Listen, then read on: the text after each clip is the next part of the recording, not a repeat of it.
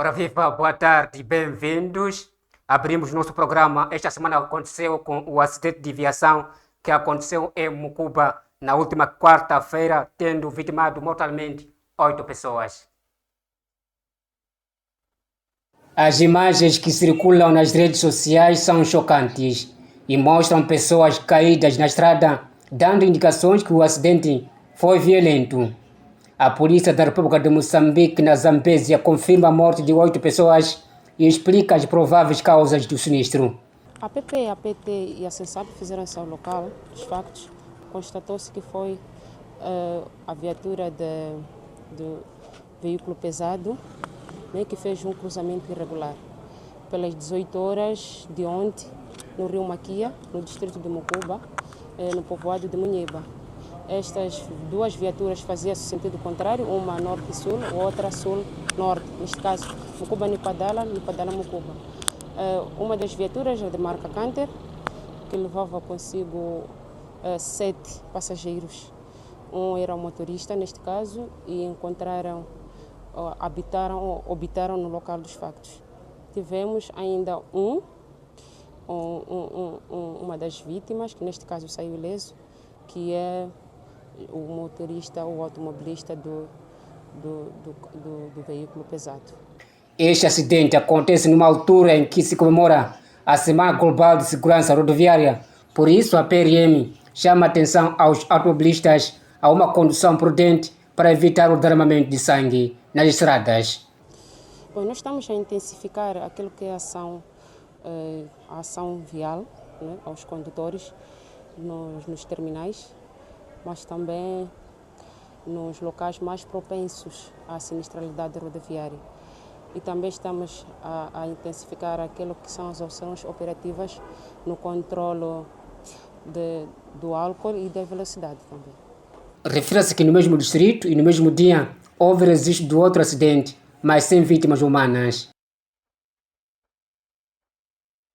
Continuamos com as notícias. A Organização Nacional dos Professores na Zambésia proíbe professores de lecionar horas extras a partir do próximo trimestre, em resposta ao anúncio do governador Pio Matos sobre a possível banimento destes subsídios. Não queremos mais horas extras. Tem que fazer um levantamento, saber quais são os professores que estamos a precisar, então contratar outros professores para ocupar essas aulas. Não é para dar horas para aquele que já tem o seu horário completo, darmos mais horas extras. Para fazer com ele o quê? Foi através deste discurso que o debate sobre as horas extraordinárias levou outro rumo. A classe dos professores está magoada com o governador da Zambésia, Pio Matos. Por isso, reunida em sessão ordinária na semana finda, a Organização Nacional dos Professores na Zambésia, em jeito de resposta ou chantagem ao Pio Matos, deliberou que nenhum professor da província deve lecionar horas extras ou segunda turma a partir do início do segundo trimestre do presente ano letivo. Cada professor deve lecionar somente a sua carga normal com zelo, brilho e dedicação, como rege as suas obrigações. Lê-se no documento para depois avisar que as direções das escolas, serviços distritais de educação, juventude e tecnologia e direção provincial de educação e cultura não devem coagir de nenhuma forma ao professor a continuar a assumir a lecionação de horas extras e de segunda turma, a menos que as mesmas tenham capacidade de pagá-las na folha de salário corrente. No número 4 do mesmo documento, a ONP lembrou alguns direitos que detém como organização socioprofissional. A ONP reserva-se o direito, no âmbito das suas atribuições, de promover uma greve em caso de incumprimento da presente deliberação, que o secretário da ONP a todos os níveis, escolas, ZIPs, distrito e província, sensibilize os professores para o cumprimento integral da presente deliberação, desencorajando as manifestações por escola e garantindo o curso normal das atividades nos termos referidos anteriormente. A Organização Nacional dos Professores justifica a decisão como uma forma de proteger os direitos dos professores e assegurar que qualquer trabalho adicional seja devidamente regulamentado e remunerado. Os próximos tempos vão ditar o curso desta batalha entre os professores e o governador da Zambésia.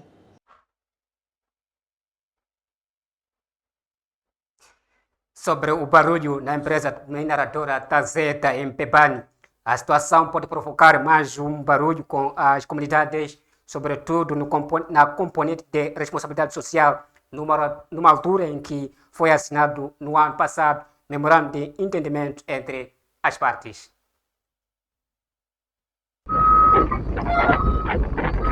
Há cerca de um ano que a Tazeta, uma empresa que explora areias pesadas no distrito litoral de Pebane, assinou um memorando de entendimento com a comunidade, onde foram desenhadas várias atividades, depois da população ter se manifestado e invadido as instalações da firma para exigir o cumprimento do acordado no âmbito da responsabilidade social. Melhoramento das estradas, escolas, provisão de água constam deste memorando.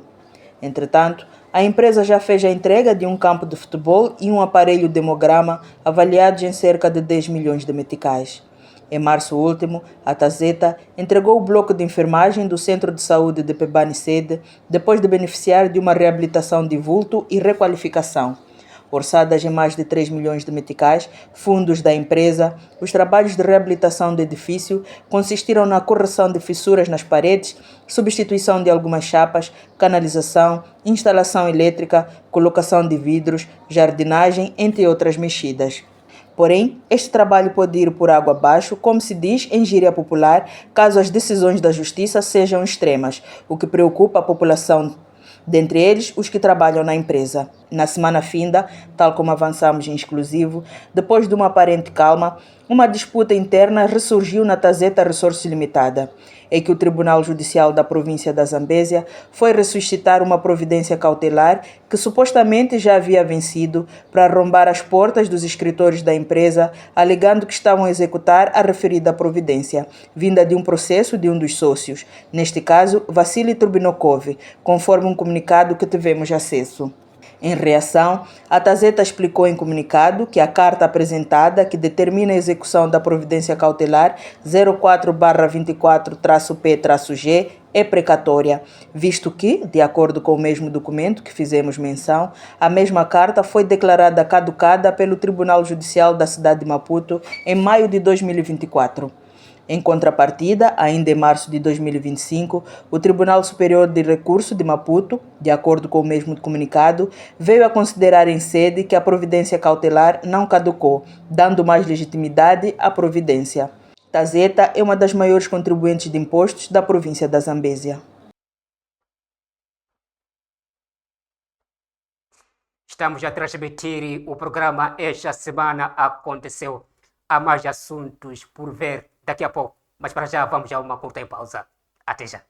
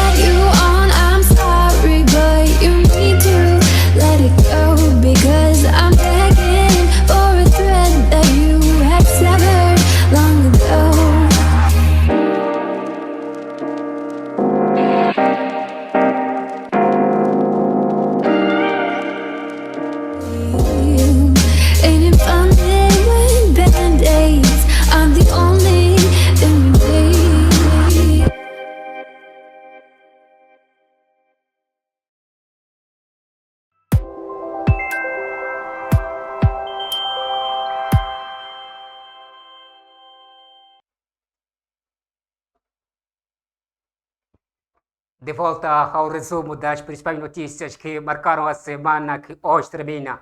Hoje é 17 de maio para o ano 2025, por sinal Dia da Polícia da República de Moçambique. O governo do distrito de Niquadal, na Zambésia, responde em justiça, acusado de apoderar-se do espaço de uma família. Enquanto o assunto está em instrução preparatória a nível da Procuradoria Distrital da República em Niquadala, o terreno já foi parcelado para cerca de 24 funcionários e outras entidades públicas.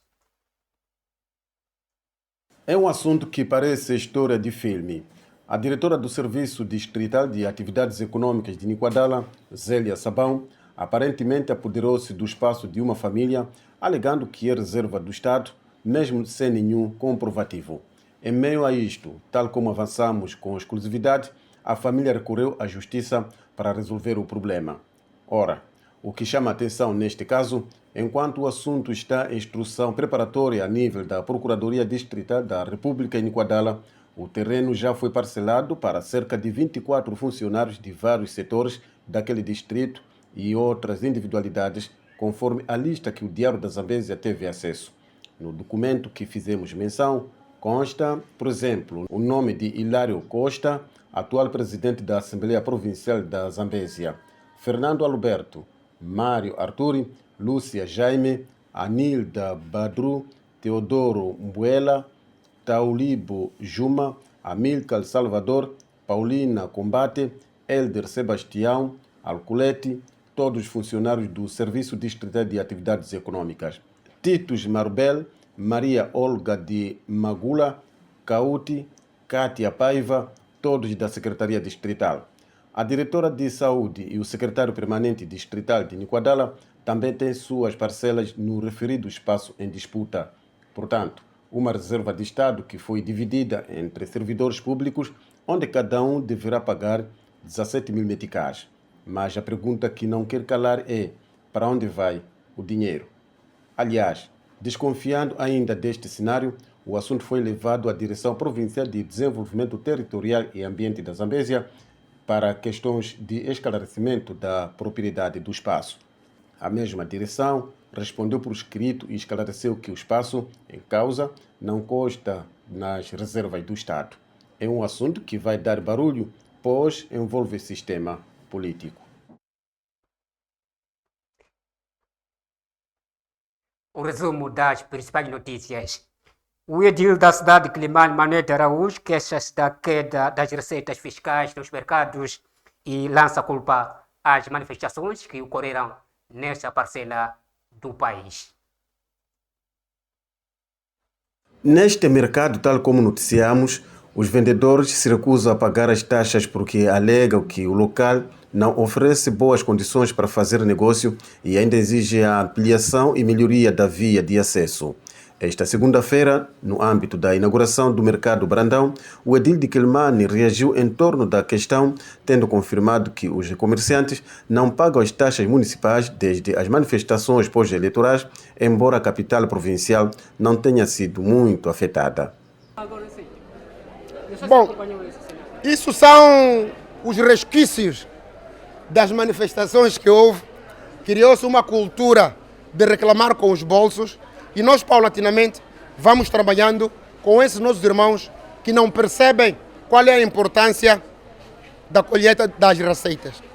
Se não fossem as receitas, nós não teríamos este mercado como está hoje. O dinheiro para reabilitar este mercado não veio do Maputo, não veio da Beira, não veio de Nampula. Veio daquela receita que a mamãe cada dia paga. 5 mil meticais, 10 mil meticais, 15 mil meticais. Nós juntamos esse dinheiro e reabilitamos este mercado. Agora que terminamos com este, queremos ir para um mercado. Aliás, também já reabilitamos uma parte do mercado da floresta. Agora que terminamos estes dois mercados, queremos agora entrar no mercado do Aquima. Mas esse dinheiro não vem do Maputo, meus irmãos e minhas irmãs. Esse dinheiro vem daqui.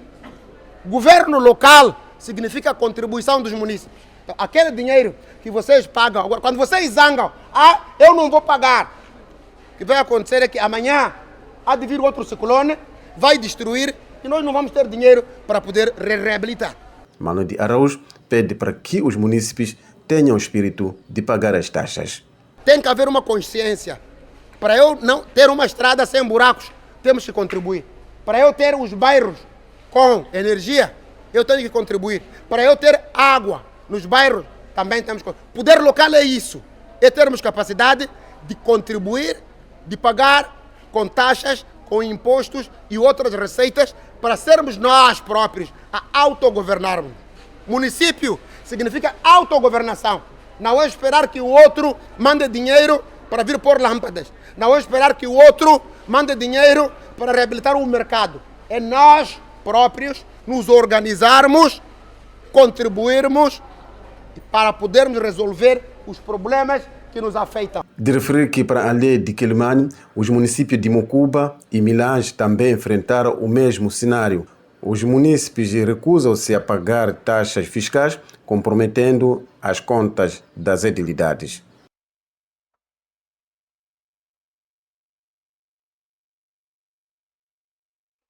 No desporto, o Machete de Mocuba e Ferroviário de Quelimane enfrentam-se este domingo num jogo decisivo no cumprimento do Campeonato Provincial de Futebol nesta parcela do país. O campo do Migre Pires em Mocuba vai pegar fogo este domingo porque vai receber o jogo entre o Madjed local e o Ferroviário de Quelimane.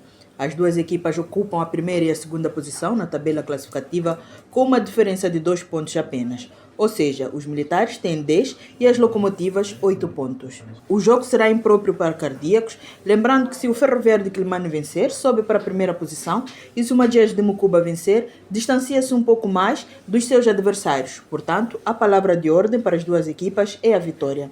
Enquanto isso, em Quelimane, ainda nesta quinta jornada, a Só Proteção de Quelimane recebe o 1º de maio, também de Quelimane.